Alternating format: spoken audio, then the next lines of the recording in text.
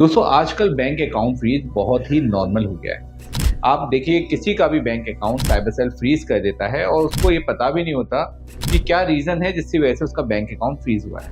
कई बार आपको बैंक के चक्कर लगाने पड़ते हैं, तब जाके आपको ये पता चलता है कि कहाँ से अकाउंट को फ्रीज किया गया है, क्या कंप्लेंट नंबर है और ट्रांजेक्शन डिटेल्स क्या है।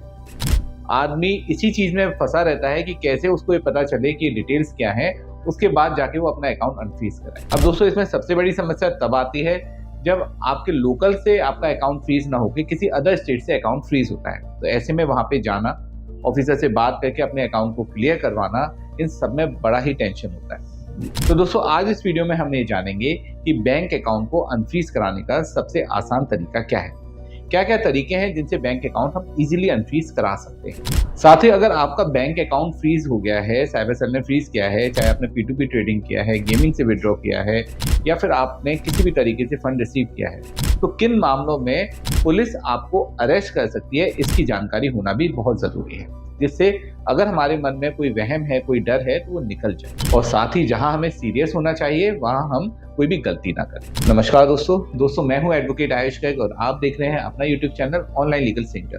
बैंक अकाउंट फ्रीज या साइबर क्राइम से रिलेटेड और इन्फॉर्मेटिव वीडियोस देखने के लिए आप हमारी प्लेलिस्ट पर भी विजिट कर सकते हैं। तो चलिए बिना देर करे टॉपिक को शुरू करते हैं। दोस्तों आजकल ऑनलाइन ट्रांजेक्शन का जमाना है।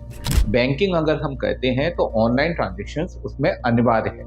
आप कोई भी व्यापार करते हैं, कोई भी ट्रेड करते हैं, कुछ भी करते हैं, तो ऑनलाइन ट्रांजेक्शन आपको करना ही पड़ता है। ऐसे में अगर आप कोई ऑनलाइन माध्यम से पैसा अपने बैंक अकाउंट में रिसीव करते हैं और उसमें साइबर क्राइम का कोई फंड अगर होता है, तो आपका बैंक अकाउंट साइबर सेल या तो डेबिट फ्रीज कर देता है या उस पर एक पर्टिकुलर अमाउंट का लीन लगा देता है।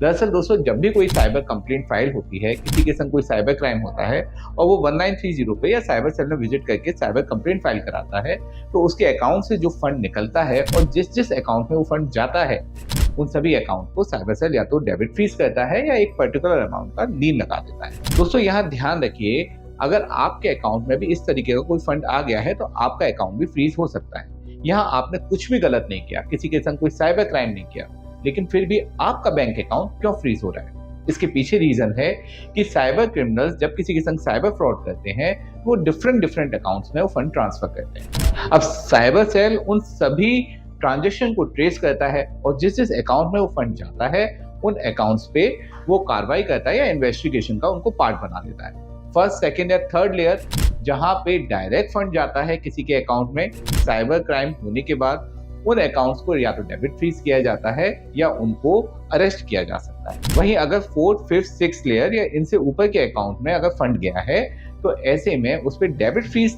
बहुत ही कम मामलों में लगता है, ज्यादातर मामलों में लीन लगता है जो एक पर्टिकुलर अमाउंट का होल्ड होता है। इन लेयर्स में फोर्थ, फिफ्थ या सिक्स्थ लेयर या इसके ऊपर की लेयर में ज्यादातर मामलों में अरेस्टिंग नहीं होती है, तो इसलिए आपको परेशान होने की जरूरत नहीं है। यहाँ लेकिन आपको कंप्लायंस करने की जरूरत जरूर है। आपको एटलीस्ट एक रिप्रेजेंटेशन साइबर सेल में सबमिट जरूर करना चाहिए या ऑफिसर से आपको कॉन्टेक्ट जरूर करना चाहिए। अगर आप ऐसा नहीं करते हैं तो साइबर सेल ऑफिसर इन्वेस्टिगेशन का आपको पार्ट तो जरूर बनाता है और उसके आधार पर 35(3) का नोटिस आपको भेज सकता है, जो कि प्रायर टू अरेस्ट नोटिस होता है। अब दोस्तों ये है कुछ कारण जिसकी वजह से बैंक अकाउंट फ्रीज हो जाते हैं। लेकिन अब हम ये जानते हैं कि अगर बैंक अकाउंट फ्रीज या लीन हो जाए तो उसको कैसे अनफ्रीज या अनलीन कराना है। इसके लिए दोस्तों आपको सबसे पहले बैंक से कांटेक्ट करना होता है, ये पता करना है कि साइबर सेल ने अकाउंट फ्रीज किया है, क्या कंप्लेंट नंबर है, ट्रांजेक्शन डिटेल्स क्या है, और उसके बाद आपको ऑफिसर से कांटेक्ट करना होगा। आप वहाँ पे विजिट भी कर सकते हैं पुलिस स्टेशन में, या वहाँ नहीं जाना चाहते हैं तो अच्छे साइबर एक्सपर्ट एडवोकेट के माध्यम से एक रिप्रेजेंटेशन सबमिट कर सकते हैं, या फिर आप वहाँ पे एडवोकेट को भी भेज सकते हैं, जो एडवोकेट वहाँ पे जाएंगे और आपके केस को रिप्रेजेंट करेंगे, सारे डॉक्यूमेंट ऑफिसर को सबमिट करेंगे, आपके केस के बारे में डिस्कस करेंगे। अगर ऑफिसर वहाँ कहते हैं डिस्प्यूटेड अमाउंट रिटर्न करने के लिए, तो उनको डिस्प्यूटेड अमाउंट रिटर्न करवा के एनओसी आपके बैंक के नोडल ऑफिसर को भिजवाते हैं। इस एनओसी में मेंशन होता है कि बैंक अकाउंट को डेबिट फ्रीज क्लियर किया जाए और लीन को रिमूव किया जाए। तो कई बार ऑफिसर सपोर्ट नहीं करते हैं या हम डिस्प्यूटेड अमाउंट पे नहीं करना चाहते हैं, तो ऐसे में हम कोर्ट की भी हेल्प ले सकते हैं। हम कोर्ट में, मजिस्ट्रेट कोर्ट में एक एप्लीकेशन फाइल कर सकते हैं अंडर सेक्शन 497 BNS और 503 BNS। इसके अलावा हम हाई कोर्ट में एक रिट पिटीशन भी फाइल कर सकते हैं और अपने अकाउंट को अनफ्रीज करा सकते हैं। लेकिन यहाँ एक बात आप ध्यान रखिएगा, आपको उसी कोर्ट में एप्लीकेशन या रिट पिटिशन फाइल करनी है जिसके ज्यूरिडिक्शन में वो साइबर सेल आता है। कोर्ट के थ्रू हमेशा एक ऑर्डर होता है कि डिस्प्यूटेड अमाउंट होल्ड कर दिया जाए या उस पर एक पर्टिकुलर अमाउंट का लीन लगा दिया जाए और पूरे अकाउंट को चालू कर दिया जाए। अब लीन अमाउंट तभी रिमूव होगा जब चार्जशीट फाइल हो जाएगी और उसके बाद कोर्ट का एक ज्यूरिडिक्शन बन जाता है उस चार्जशीट के आधार पर आपके लीन अमाउंट को रिमूव करने के लिए। तो वो बात का काम होता है, लेकिन इंस्टेंटली आपको रिलीफ मिलेगा कि आपका bank account debit fees clear हो जाएगा। दोस्तों, आपने कुछ भी किया हो, आपने P2P ट्रेडिंग किया हो, गेमिंग ऐप से विड्रॉ किया हो, आपके लिए कोई ज्यादा दिक्कत नहीं है। अकाउंट आपका अनफ्रीज भी हो जाएगा और अनलीन भी हो जाएगा। लेकिन अगर आपने मनी म्यूलिंग किया है, किसी को अपना अकाउंट रेंट पे दिया है या फिर आपने किसी के संग डायरेक्ट साइबर क्राइम किया है, ऐसे में आपको अपना बैंक अकाउंट अनफ्रीज कराना तो बिल्कुल अलग ही बात हो गई, बिल्कुल बहुत मुश्किल है। लेकिन साथ साथ आपको अरेस्टिंग से भी बचना होगा, क्योंकि साइबर सेल ऐसे मामलों में अरेस्टिंग जरूर करता है। और आजकल कुछ केसेस ऐसे भी आ रहे हैं जो देखा जा रहा है कि जिनके ऊपर मल्टीपल कंप्लेंट्स हैं जिनके अकाउंट्स पे, उनको अरेस्ट भी किया जा रहा है। अगर दोस्तों आपको अरेस्टिंग का डर है तो आप एंटिसिपेटरी बेल ले सकते हैं, और अगर आपको अरेस्ट कर लिया गया है किसी मामले में तो आपको मजिस्ट्रेट कोर्ट में, उसके बाद सेशन कोर्ट में, उसके बाद हाई कोर्ट में बेल एप्लीकेशन पुट ऑन करनी होगी और वहां से रिलीफ लेना होगा। इसके लिए भी आप ध्यान रखिए, अच्छे साइबर एक्सपर्ट एडवोकेट की आपको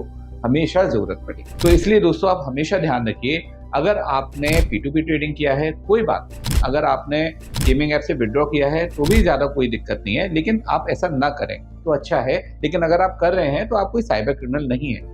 लेकिन अगर आप मनी म्यूलिंग में इन्वॉल्व हैं, आप अपने अकाउंट को किसी को रेंट पे देते हैं या फिर आपने कोई काम किया किसी और के अकाउंट में वो फंड मंगाते हैं, तो ऐसी स्थिति में मनी म्यूलिंग का केस बनता है और यहाँ पे अरेस्टिंग हो सकती है। तो इससे आपको हमेशा बच के रहना है। दोस्तों, बैंक अकाउंट फीस या साइबर क्राइम से रिलेटेड किसी भी हेल्प के लिए आप हमारी हेल्पलाइन नंबर पे कॉल कर सकते हैं। हम आपके रिप्रेजेंटेशन को साइबर सेल में सबमिट कराने में, साइबर सेल में आपके केस को रिप्रेजेंट करने में या फिर कोर्ट में आपके केस को रिप्रेजेंट करने में आपकी पूरी हेल्प करते हैं। बेल मैटर्स भी अगर आपके कोई हैं तो उसमें भी हम आपकी हेल्प करने में समर्थ। आप हमारी हेल्पलाइन नंबर पे कभी भी कॉल कर सकते हैं और अपने केस के सिलसिले में आप हमसे डिस्कस कर सकते हैं। तो ऑनलाइन लीगल सेंटर एक लॉ फर्म है, हमारे ऑफिसेज ऑल ओवर इंडिया है। बैंक अकाउंट फीस या साइबर क्राइम से रिलेटेड किसी भी हेल्प के लिए हम आपके साथ हैं, आपकी पूरी हेल्प करेंगे। अगर वीडियो अच्छा लगा हो, इन्फॉर्मेटिव लगा हो तो इसे लाइक शेयर कमेंट जरूर कीजिएगा। चैनल को अभी तक सब्सक्राइब नहीं किया है तो इसे सब्सक्राइब भी जरूर कर लीजिए, जिससे आपको ऐसे ही लेटेस्ट इन्फॉर्मेटिव वीडियोस के नोटिफिकेशंस मिलते रहेंगे और आप भी लीगली अपडेटेड रहेंगे। अंत में सतर्क रहें, अपने अधिकारों के लिए जागरूक रहें और ऑनलाइन लीगल सेंटर से जुड़े रहें। मिलते हैं अगले वीडियो में। जय हिंद।